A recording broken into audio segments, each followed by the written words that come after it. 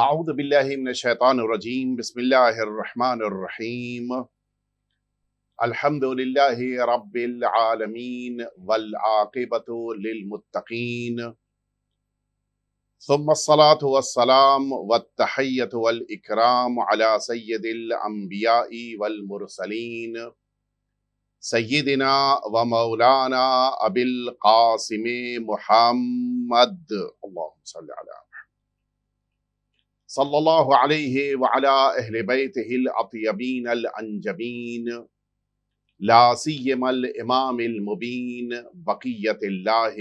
فی الارضین ارواحنا و ارواح العالمین لتراب مقدمہ الفداء واللعنة الدائمة الباقیہ علی اعدائہم اجمعین اما بعد فقد قال اللہ الحکیم فی کتابہ المبین وہو اصدق الصادقین بسم اللہ الرحمن الرحیم ان شجرۃ الزقوم طعام الاثیم کالمہل یغلی فی البطون صدق اللہ العلی العظیم وصدق رسولہ الکریم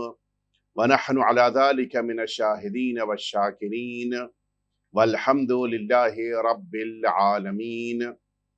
آج ہم سبھی اپنی تفسیر کی گفتگو کا آغاز کرنے سے پہلے ان تمام مراجع کرام، تمام مجتہدین عظام، تمام صاحبان کتاب، تمام مؤلفین، تمام علماء کرام، تمام ائمہ جماعت، تمام ائمہ جماعت، تمام ذاکرین ذوی الاحترام اور تمام خادمین دین و ملت جو آج ہمارے درمیان نہیں ہیں، ان سبھی کو ایصال ثواب کرتے ہوئے سورہ حمد اور سورہ توحید کی تلاوت فرمائیں گے۔ اعوذ باللہ من الشیطان الحمدللہ۔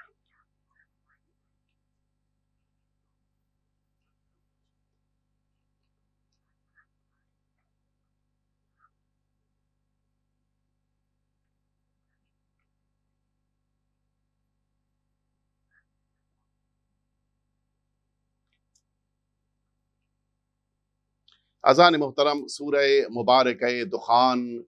جو قرآن مجید کا ایک اہم سورہ، اس سورے کی 43ویں آیہ شریفہ اور اس کے بعد کی آیتوں کو میں نے آپ کی سماعتوں کے حوالے کیا۔ اللہ رب العزت نے ان آیتوں میں ان لوگوں کا تذکرہ کیا کہ جنہوں نے اللہ کی طرف سے آنے والی واضح ہدایتوں کو ٹھکرایا، وہ اپنی لجاجت اور اپنی بے راہ روی کی بنا پر اللہ کے پیغام سے خود کو قریب نہ کر پائے۔ نتیجے میں چونکہ انہوں نے سمجھ لینے کے باوجود اور حق کو پہچان لینے کے باوجود دین مبین پروردگار کو قبول نہیں کیا، نہ صرف یہ کہ قبول نہیں کیا بلکہ اللہ کے خلاف کام کیے، انہوں نے اللہ کے دین کو نقصان پہنچایا، انہوں نے اللہ کے دین اور اللہ کی آیتوں کو جھٹلایا اور اس کے خلاف اپنی زندگی اختیار کی۔ لہٰذا ان آیتوں میں اللہ رب العزت نے ان کے لیے اس عذاب کا تذکرہ کیا کہ جو شدید عذاب ہے۔ ارشاد رب العزت ہوا کہ ان شجرۃ الزقوم، یہ زقوم کا درخت، وضاحت ظاہر ہے کہ قرآن مجید ہے اور اس کی وضاحت اپنی جگہ کے اوپر محفوظ ہے۔ فرمایا طعام الاثیم، یہ جو شجرۃ الزقوم ہے پروردگار عالم نے گناہگاروں کی غذا قرار دیا ہے، یہ کھانا ہے ان لوگوں کے لیے کہ جنہوں نے اپنی زندگی کو گناہوں سے آلودہ کر رکھا ہے۔ کالمہل یغلی فی البطون، فرمایا جس طرح سے پیٹ کے اندر انہی غذاؤں کو جوش دیا جائے، ابالا جائے، کھانے کو جس موقع کے اوپر کسی آگ پہ رکھ کے پکایا جاتا ہے اس کا انداز اور ہوتا ہے، لیکن اگر فی البطون ہو، شکم کے اندر ہو، تو نہ جانے کتنی عظیم تکلیف انسان کو محسوس ہوگی۔ فرمایا کہ غلی الحمیم، یہ اسی طرح سے ہے جیسے جلا دینے والے پانی کو ابالا جا رہا ہو، کتنا سخت ہوگا انسان کے لیے۔ اور پھر یہ تمام چیزیں کہ جو پروردگار عالم نے انسانوں کے عذاب کے لیے ان آیتوں میں قرار دیا، یہ انسان کے لیے بڑا اہم ہے کہ اس کی طرف توجہ دے۔ زقوم اس پودے کو کہتے ہیں کہ جو زمین سے نکلتا ہے، اور جس پودے کی خاصیت یہی ہوتی ہے کہ جس کا ذائقہ تلخ ہوتا ہے اور جس کی بو بڑی شدید ہوتی ہے۔ انسان کے لیے اسے برداشت کرنا تقریباً ناممکنات میں سے ہے، اور پروردگار عالم نے شبیہ اور تشبیہ دینے کے لیے اسی غذا کو انسانوں کے لیے قرار دیا تاکہ یہ انسان متوجہ ہو جائے دنیا میں اللہ کی آیتوں کو جھٹلانے کی سزا اللہ کی بارگاہ میں پہنچنے کے بعد بڑی شدید ملنے والی ہے۔ لہٰذا انسان کو اپنے پروردگار کی بارگاہ سے ہمیشہ وابستہ رہنا چاہیے، اور پروردگار عالم کی بارگاہ میں ہمیشہ توبہ اور استغفار کرنا چاہیے۔ اور انہی آیتوں کے بعد اب جب پروردگار عالم نے ذکر کیا ان لوگوں کا کہ جو اللہ کی آیتوں کو قبول کرتے ہوئے اللہ کی بارگاہ میں آئے، اللہ کی باتوں کو قبول کیا، اللہ کی توحید کا اقرار کیا، اللہ کے پیغمبر کو قبول کیا، اللہ کی بارگاہ سے آنے والے سلسلہ ہدایت کو قبول کیا، ائمہ اطہار کو قبول کیا، اہل بیت اطہار پر ایمان لے کر آئے، ائمہ اطہار کی ولایت کو قبول کیا، قرآن مجید کو تسلیم کیا، اور اپنی زندگی کو نیک اعمال سے مزین کیا۔ نتیجے میں ان کو ایک ٹائٹل قرآن مجید نے دیا کہ جو بڑا اہم ٹائٹل ہے۔ اللہ رب العزت نے ان لوگوں کو کہ جو اتنی اچھی صفتوں کو اختیار کر رہے ہوں، توحید کو بھی مان لیا، رسالت مآب کو بھی مان لیا، اللہ کی بارگاہ سے آنے والے ائمہ اطہار کی ولایت کو بھی قبول کیا، انہوں نے قرآن مجید کو بھی تسلیم کیا، قرآن مجید کی آیتوں کو بھی اپنے وجود میں اتارا، اور پھر عمل کی دنیا میں آئے، نماز، روزہ، بقیہ عبادتیں انہوں نے اختیار کی، تو اللہ نے انہیں صرف مسلمان نہیں کہا، اللہ رب العزت نے انہیں صرف مومن نہیں کہا، بلکہ اللہ نے ان کے لیے جس ٹائٹل کو استعمال کیا وہ متقین کا درجہ ہے۔ اللہ رب العزت نے انہیں متقین کے مرحلے میں قرار دیا، اور اب قرآن مجید انہی متقین کی تعریف کرتے ہوئے بیان فرما رہا ہے کہ ان المتقین فی مقام امین، یہ صاحبان تقویٰ کے جو اپنے کو اسلام سے آگے بڑھا کر ایمان کے مرحلے میں لے کر آئے، اور پھر ایمان کے مرحلے سے آگے بڑھ کر انہوں نے اپنے کو صاحب تقویٰ بنایا، اس متقی گروہ کے لیے پروردگار عالم فرماتا ہے کہ یہ فی مقام امین، ایک ایسی جگہ ان کو قرار دیا جائے گا کہ جو پرامن ہے، جو بالکل اطمینان بخش ہے، جہاں پر کسی قسم کا کوئی خوف، جہاں پر کسی قسم کا کوئی خطرہ نہیں پایا جاتا، فی جنات وعیون۔ اللہ رب العزت نے جنات لفظ استعمال کیا ہے۔ جنات جنہ کی جمع ہے، جنہ کہتے ہیں باغ کو، اور جنات کہتے ہیں متعدد باغ۔ عیون عین کی جمع ہے، عین کہتے ہیں اس چشمے کو جس سے پانی ابل رہا ہو، عیون اس کی جمع کے طور پر استعمال کرتے ہوئے اللہ رب العزت نے فرمایا کہ یہ جنت کی نہریں ہیں، جنت کے چشمے ہیں۔ تو در واقع یہاں پر یہ دونوں یعنی جنات اور عیون، اللہ رب العزت نے ان دونوں کو جنت کے اندر موجود باغوں اور جنت میں موجود نہروں، یا یوں کہہ لیا جائے کہ جنت میں پانی کے چشموں سے سیراب ہونے کا تذکرہ فرماتے ہوئے اسے الہی نعمت کے طور پر بیان فرمایا ہے۔ یعنی اگر کوئی ایک انسان صاحب تقویٰ بن جائے تو پھر اس کو نہ صرف یہ کہ اس کا صحیح اور ایکچول پلیس اللہ عطا کرتا ہے، اس کو صحیح مقام عطا کرتا ہے، بلکہ اسے جنت کی نہروں سے، جنت کے اندر موجود باغوں سے اپنے کو مکمل طور پر سیر اور سیراب ہونے کا موقع عطا فرماتا ہے۔ یلبسون من سندس و استبرق متقابلین، آیت نمبر 53 قرآن مجید کہہ رہا ہے کہ یہ جنت میں ایسے لباس پہنیں گے کہ جن کی دو خاصیت، سندس اور استبرق۔ سندس کہتے ہیں اس ریشمی لباس کو جو نازک ہو، ایسا نازک لباس، ایسا ہلکا لباس کہ جس لباس کو پہننے کے بعد انسان کو ذرا بھی بدن میں وزن کا احساس نہ ہونے پائے، یہ لباس سندس کہلاتا ہے۔ اور اس کے ساتھ ساتھ دوسرا لفظ استبرق استعمال کیا قرآن مجید نے۔ استبرق کہتے ہیں اس ریشمی لباس کو جو وزنی ہو، اس ریشمی لباس کو جو موٹا ہو، اور یہ بھی اپنی کیفیت اور اپنی خاصیت رکھتا ہے۔ البتہ یہاں پر بعض مفسرین نے استبرق کے معنی جو بیان کیے وہ برق سے یعنی چمک دمک سے لیے ہیں، یعنی مراد یہ ہے کہ وہ لباس کہ جس میں کافی طور کے اوپر انسانوں کے لیے خوشی کا باعث قرار پائے۔ متقابلین،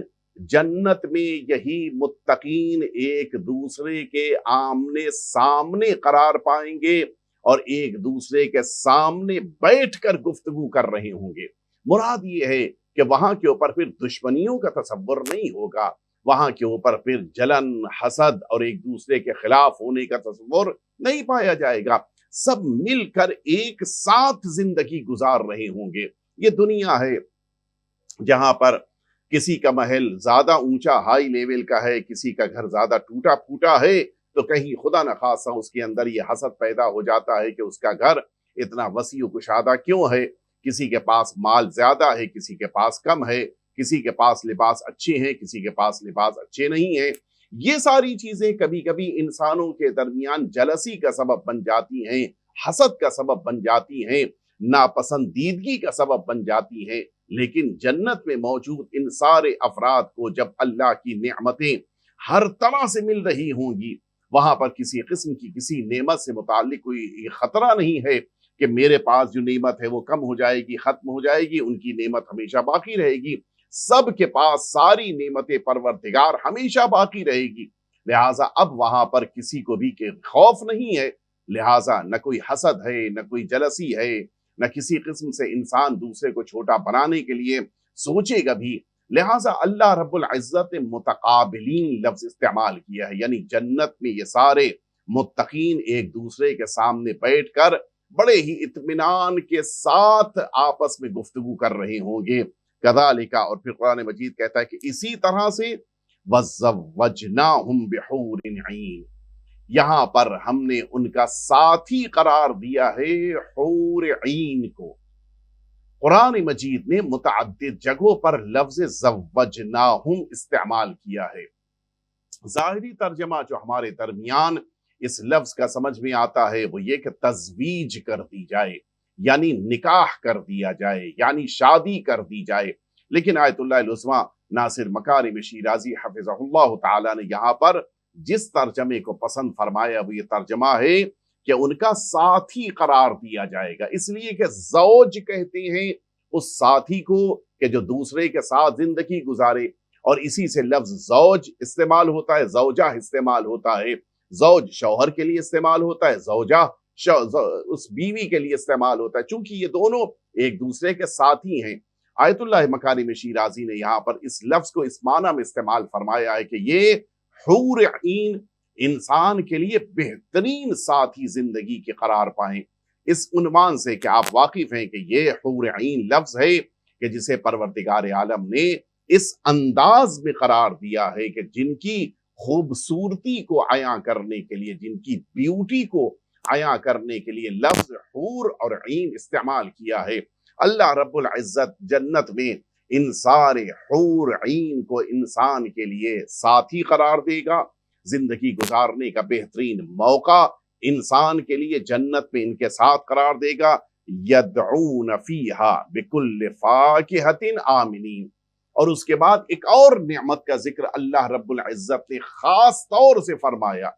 جب شروع میں اللہ نے فرمایا تھا کہ فی جنات وعیون، یہ سب جنت میں ہیں اور جنت کے باغوں میں زندگی گزار رہے ہیں، جنت کے چشموں کے پاس موجود ہیں، تو باغ میں ہونے کے معنی ہی یہی ہیں کہ باغ میں موجود پھلوں سے استفادہ کر رہے ہیں، باغ میں موجود جتنے بھی پھل ہیں ان سے ان کو مکمل طور کے اوپر انہیں استعمال کرنے کا حق ہے۔ لیکن یہاں پر خاص طور سے اللہ رب العزت نے 55ویں آیت شریفہ میں متوجہ کرایا کہ یدعون فیہا بکل فاکہۃ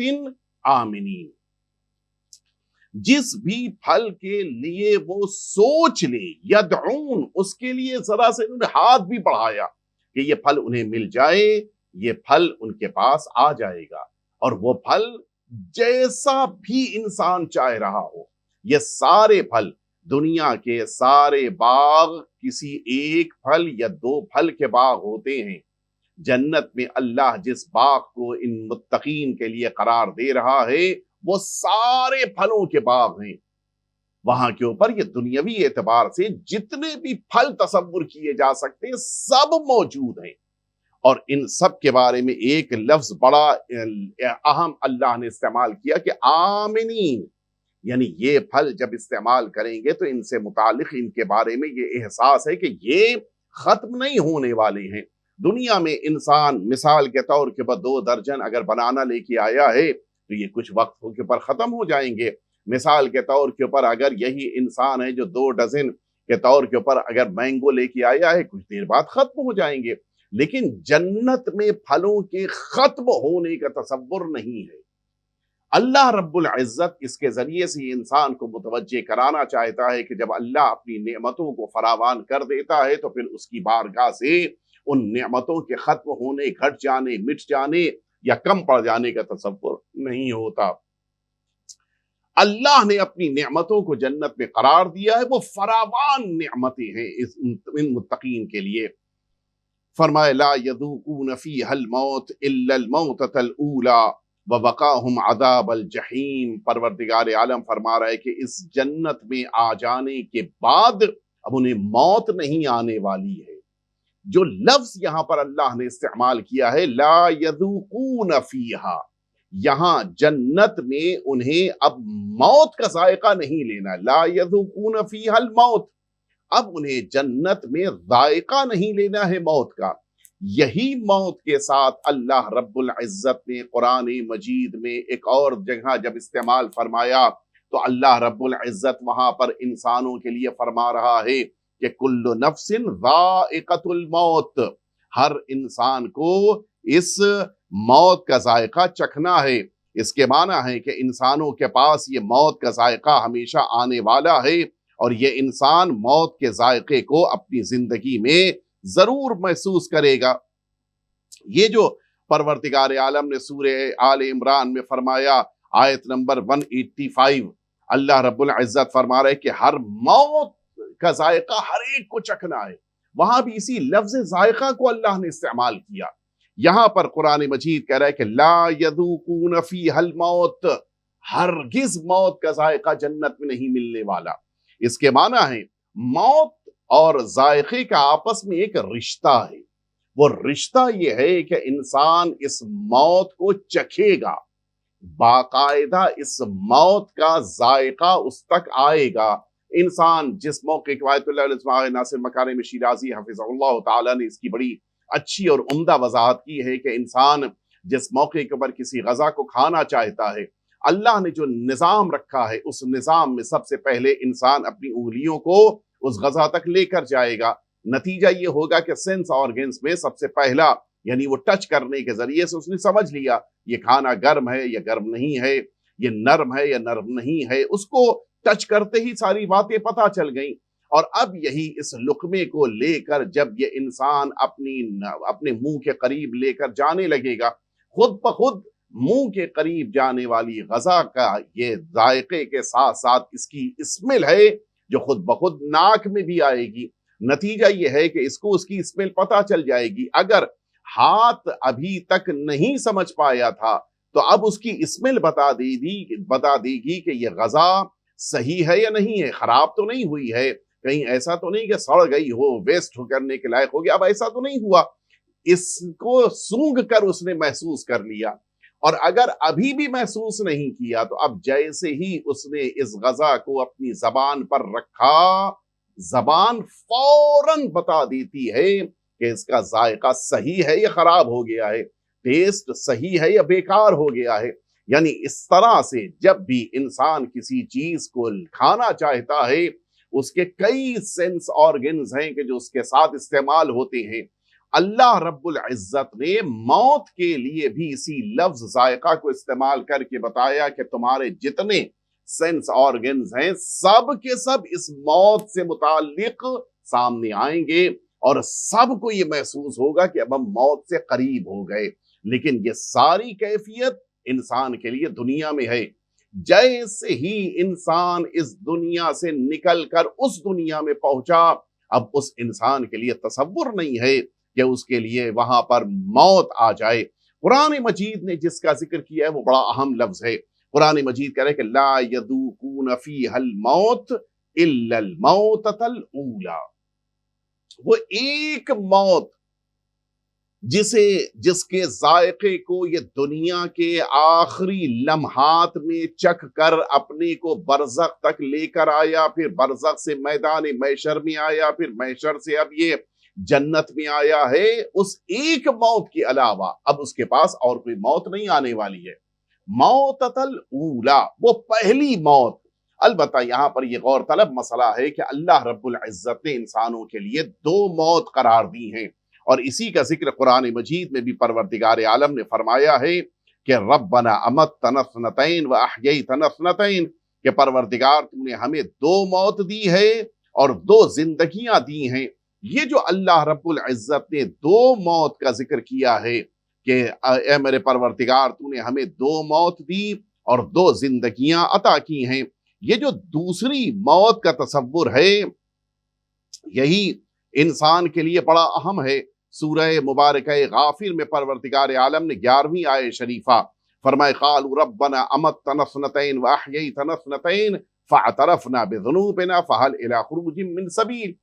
इस आयत शरीफा में अल्लाह रब्बुल इज्जत ने फरमाया कि ये बंदे आवाज देंगे कि ऐ मेरे परवरदिगार तूने दो दफा हमें मौत दी, दो दफा हमें जिंदगी दी, हम अपने गुनाहों का एतराफ करते हैं, आया हमारे लिए यहां से बाहर निकलने का कोई रास्ता बाकी है या बाकी नहीं है। यहां जो दो मौत का जिक्र कुरान मजीद ने किया है, इन दो मौत से मुताल्लिक हमारे सारे मुफस्सरीन ने लिखा है कि एक वो मौत है कि जो इंसान को इस दुनिया के आखिरी लम्हे में चखना है और उसके बाद फिर इंसान को बरज़ख की जिंदगी में दाखिल होना है, यानी कब्र में जाने से पहले वाली जो मौत है वो पहली मौत है। और उसके बाद बरज़ख के खात्मे पर जब मैदान महशर से पहले परवरदिगार आलम सारी कायनात को मौत देगा, ये मौत दूसरी मौत शुमार होती है। इस मौत में इंसान पूरी तरह से खत्म हो गया और अब फिर वो मैदान महशर की तरफ जब दोबारा मबऊस होगा, दोबारा बुलाया जाएगा, दोबारा मैदान महशर में आएगा, ये उसकी एक नई जिंदगी है कि जिस जिंदगी में परवरदिगार आलम उसका हिसाब किताब करेगा। तो दर वाक़े इंसान के लिए दो मौत हैं, एक दुनिया के इख्तिताम पर और इसी के साथ साथ दूसरी मौत बरज़ख के आखिरी लम्हात में। लेकिन कुरान मजीद ने यहाँ पर जन्नत का जब जिक्र फरमाया तो यहाँ पर एक मौत का जिक्र किया कि उनके पास सिर्फ एक मौत होगी, वो दूसरी मौत उनके पास नहीं है। मुफस्सरीन ने इससे मुतालिक ये बात लिखी है कि दर वाक़े परवरदिगार आलम ने उस लम्हे को कि जब बरज़ख से इंसान निकल के मैदान महशर की तरफ, कि जिसको रोज़े बाअस भी कहा गया, उस मैदान महशर की तरफ बढ़ने लगेगा, तो उस मौके पर उसके साथ जो कैफियत होगी उसके लिए मौत लफ्ज उतना ज्यादा सही तौर पर करार नहीं दिया जाएगा, बल्कि ये इंसान गोया अब उस जिंदगी को छोड़कर नई जिंदगी की तरफ बढ़ने से पहले के मरहले में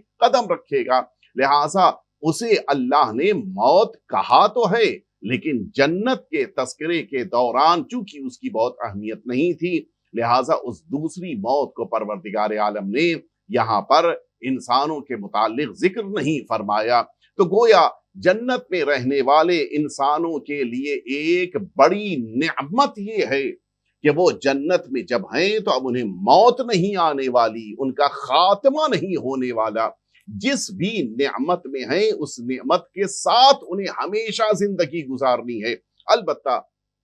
अब यहां पर एक एतराज, वो एतराज ये है कि अल्लाह रब्बुल इज्जत ने जन्नत में आने वाले अफराद के लिए एक जिंदगी करार दी है और ये जिंदगी हमेशा रहने वाली है, ये जिंदगी खत्म नहीं होने वाली। तो यही कैफियत तो उन लोगों के साथ भी है जो जहन्नम में है। वहां भी कहां मौत आने वाली है, वहां भी तो इंसान का खात्मा नहीं होने वाला है। وہاں بھی جن لوگوں کو جہنم میں جلایا جا رہا ہے وہ مستقل طور کے اوپر جہنم میں چل رہے ہیں، وہاں پر تصور نہیں ہے کہ ان کے لیے دوبارہ موت آ جائے۔ تو جہنم میں رہنے والوں کے لیے تو اللہ نے نہیں کہا کہ ان کی موت نہیں آنے والی، یہ جنت میں رہنے والوں کے لیے کیوں فرمایا کہ ان کی یہاں پر موت نہیں اب آنے والی ہے؟ اس کی ایک بڑی اچھی وجہ ہمارے علماء نے لکھی ہے۔ وجہ یہ ہے کہ جنت میں رہنے والے افراد یقیناً ان کے لیے موت نہیں ہے، اور ٹھیک اسی طرح سے جہنم میں رہنے والے افراد کے لیے بھی موت نہیں ہے، لیکن دونوں میں ایک بہت بڑا فرق ہے۔ وہ افراد کے جن کے لیے جہنم میں موت نہیں ہے، یہ ان کا جہنم میں موت کا نہ ہونا یہ ان کے لیے مزید عذاب کا سبب ہے۔ اگر ان کے لیے موت وہاں پر ہوتی تو ان کا عذاب کم ہو جاتا، نتیجے میں موت کا نہ آنا ان کے لیے اور زیادہ عذاب کا سبب ہے۔ لیکن ادھر سے جنت میں رہنے والوں کے لیے اگر ایک مرحلے میں موت آ جاتی تو جنت کی نعمتوں سے وہ محروم ہو جاتے۔ یہ ان کا جنت کی نعمتوں سے محروم ہونے کے لیے موت کا آنا یہ گویا ان کے لیے خود نعمت سے محرومی ہو جاتی، خود ان کے لیے عذاب بن جاتا۔ پروردگار نے اسی بات کے مد نظر جنت میں رہنے والوں کے لیے فرمایا کہ ان کو موت نہیں آئے گی، اس لیے کہ جنت میں موت کا نہ آنا یہ خود اللہ کی نعمت ہے۔ جنت کی نعمتوں کا مسلسل جاری رہنا یہ اللہ کی بارگاہ سے نعمت کا جاری رہنا ہے، اور جہنم میں اللہ کی طرف سے موت کا نہ آنا یہ ان کے عذاب کو باقی رکھنے کے لیے خود ایک عذاب پروردگار ہے۔ تو یہی موت ہے، جنت والوں کے لیے نہ آنے کی بنا پر نعمت ہے، جہنم والوں کے لیے نہ آنے کی بنا پر عذاب پروردگار ہے۔ تو یہ دونوں جگہوں کے اوپر اس کی کیفیت الگ الگ ہے، لہٰذا پروردگار عالم نے چونکہ جنت کی نعمتوں میں ذکر کرنا تھا، لہٰذا یہ ذکر فرمایا کہ اب جنت میں اللہ کی طرف سے کوئی موت نہیں آنے والی ہے۔ اس آیے شریفہ کے ذریعے سے اللہ رب العزت نے انسانوں کو متوجہ کرایا کہ کہیں یہ تصور نہ پیدا ہونے پائے کہ زندگی میں تم نے اگر مشکلات برداشت کی، سختیاں اٹھائیں، پریشانیاں تمہارے سامنے آئیں اور مصیبتوں کو تم نے مسلسل برداشت کیا، یہ نہ احساس ہو کہ تمہیں پھر کچھ ملا نہیں۔ دنیا میں یقیناً مشکلات، سختیاں، پریشانیاں، مصائب و آلام سب کچھ رہیں گے، لیکن اللہ کی بارگاہ سے جب نعمتیں ملیں گی تو وہ نعمتیں دنیا کی نعمت کا مقابلہ نہیں ہو سکتا۔ دنیا میں جتنی نعمتیں ہیں ان کی کوئی حیثیت نہیں ہے۔ در واقع اصل طور کے اوپر جو انسان کی نعمتیں ہیں وہ انسان کو جنت میں ملنے والی ہیں۔ لہٰذا اگر متقی بننے کی بنا پر، صاحبان تقوی ہو جانے کی بنا پر انسان نے اپنی زندگی میں سختیاں اٹھائی ہیں تو ان کا بہترین اجر پروردگار کی بارگاہ سے اسے ملنے والا ہے۔ اس لیے انسان کو ہمیشہ کوشش کرنا چاہیے کہ اس کی زندگی بہترین زندگی اور اللہ رب العزت کی بارگاہ سے نعمتوں کو حاصل کرنے والی زندگی قرار پائے۔ یہاں پر ایک بات کی طرف متوجہ کرانا بڑا اہم ہے کہ یہ انسان جب جنت کی نعمتوں کی طرف آگے بڑھ رہا ہوگا تو یہی جنت کی نعمتیں ہیں کہ جن جنت کی نعمتوں میں مختلف قسم کے یہ پھل پائے جائیں گے۔ ظاہر ہے انسان کو دنیا کی نعمتوں کے درمیان بہت کم احساس ہوتا ہے اس نعمت کا کہ جو پھل کی شکل میں، فروٹس کی شکل میں اس کے لیے قرار دی گئی ہیں۔ معمولاً انسان ساری نعمتوں کے درمیان سب سے زیادہ نظر انداز کرتا ہے ان فروٹس کو۔ اگر تھوڑی بہت اہمیت اور ہوتی ہے اس کی نگاہ میں تو ڈرائی فروٹس کی ہوتی ہے۔ فروٹس کو نارملی انسان اپنی نگاہوں میں بہت زیادہ اہم نہیں سمجھتا، بلکہ وہ چیزیں جو کھانے پینے کی شکل میں بقیہ پکائی جائیں اور اس کے سامنے لا کر رکھی جائیں ان کو وہ بڑا اہم سمجھتا ہے اور انہی نعمتوں کے بارے میں کوششیں کرتا ہے۔ مثال کے طور پہ اگر کسی جگہ کے اوپر انسان کو کھانا کھلانے کے بجائے صرف فروٹس لا کے سامنے رکھ دیے جائیں کہ آج آپ کھانا کھانے کے بجائے صرف فروٹس کھا لیجئے، اس انسان کو پسند نہیں آتا۔ وہ یہ سوچتا ہے کہ مجھ کو تو کچھ دیا ہی نہیں گیا، اس لیے کہ فروٹس کھانے کے لیے ہم یہاں پر تھوڑی نہیں آئے تھے۔ وہ یہ سمجھتا ہے کہ یہ ایک ایسی نعمت ہے کہ جو بڑی معمولی قسم کی عام شکل کی نعمت ہے۔ اللہ رب العزت نے قرآن مجید میں بار بار جنت کے پھلوں کا ذکر کیا ہے، حتیٰ قرآن مجید کہتا ہے سورہ واقعہ وفاکہۃ مما یتخیرون،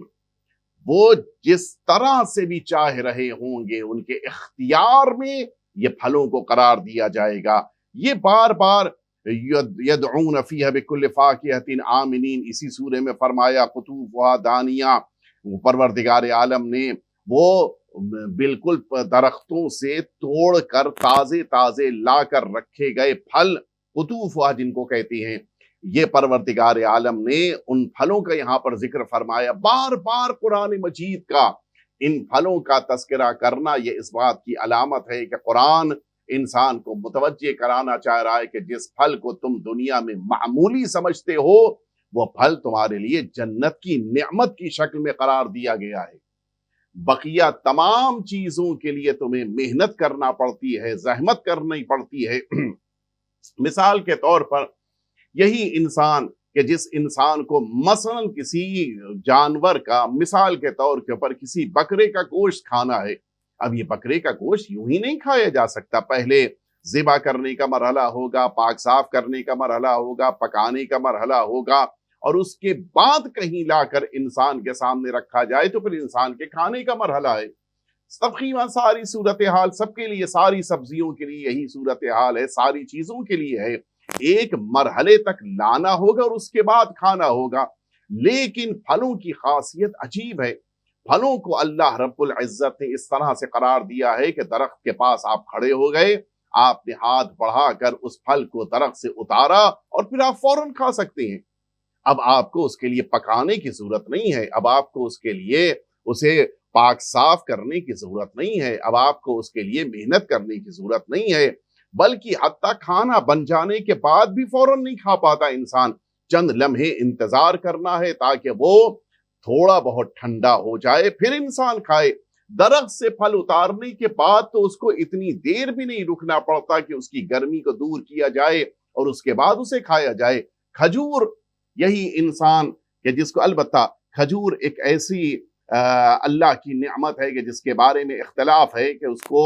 فروٹس میں رکھا جائے یا ڈرائی فروٹس میں رکھا جائے، لیکن اگر ہم اس کو بالکل تازی کھجور کے طور پہ تصور کریں کہ جس کے بارے میں سب کا اتفاق ہے جب درخت کے اوپر ہو اور ابھی بالکل تازی ہو تو اس کو سب پھل مانتے ہیں، اگر اسے کھانا ہے انسان کو تو اب وہاں پر تصور نہیں ہے کہ انسان انتظار کرے اور پھر کچھ دیر کے بعد اسے استعمال کرے۔ اللہ کی نعمتوں کے درمیان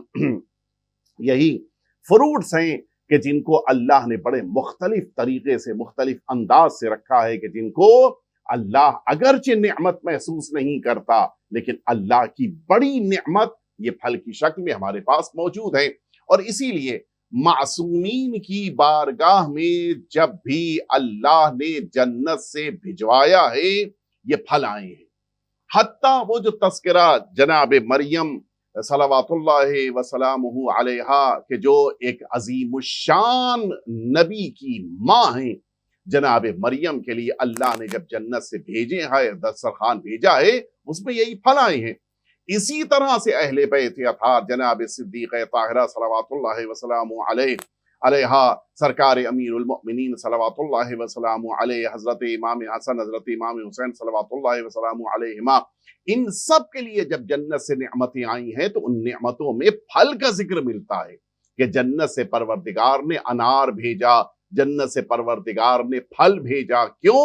اس لیے کہ اس نعمت کو پروردگار نے جنت کی نعمت قرار دیا ہے، لہٰذا اس نعمت کی بھی قدر ہمارے لیے بہت ضروری ہے اور ہمیں محسوس کرنا چاہیے کہ پروردگار عالم نے اس نعمت کو بھی ہمارے لیے کس طرح سے اہمیت کے طور پہ قرار دیا ہے۔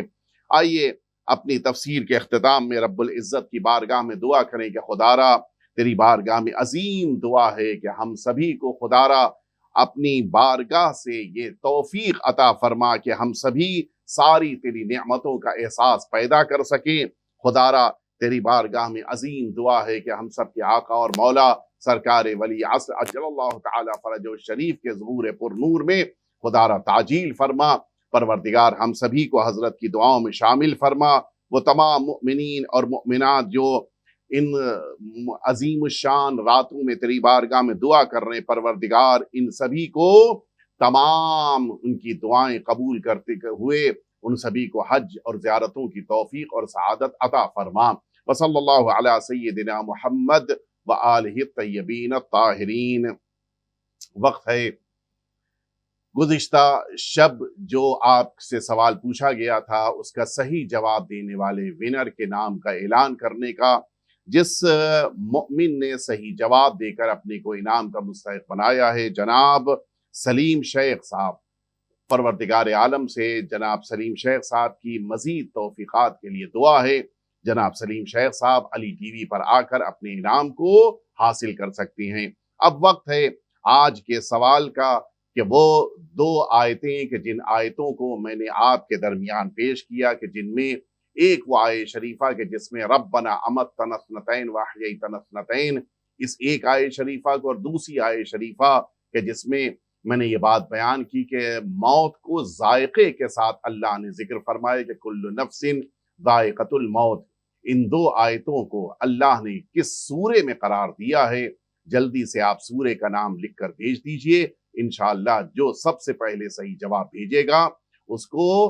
अली टीवी की तरफ से अच्छा इनाम दिया जाएगा। फिर से मैं सवाल दोहरा देता हूँ कि वो दो आयतें कि जिन दो आयतों का जिक्र आया कि रब्बना अमत्तना स्नतैन व अहयैतना स्नतैन, ये एक आय शरीफा और दूसरी आय शरीफा के कुल्लु नफ्सिन जायकतुल मौत, इन दो आयतों को अल्लाह ने किस सूरे में करार दिया है, इसको आप फौरन लिखकर भेज दीजिए। वसल्लल्लाहु अला सय्यदिना मुहम्मद व आलिहि तय्यबीन ताहिरीन।